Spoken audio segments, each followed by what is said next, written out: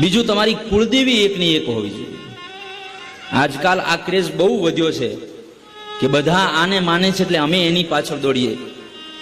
પણ તમારી કુળદેવી જે છે, તમારા વંશ પરંપરાઓમાં આવેલી છે, તમારા વડવાઓની પૂજિત છે, અને જે કુળદેવી આપી શકે, શાસ્ત્ર કહે બીજે ક્યાંય ન મળી શકે.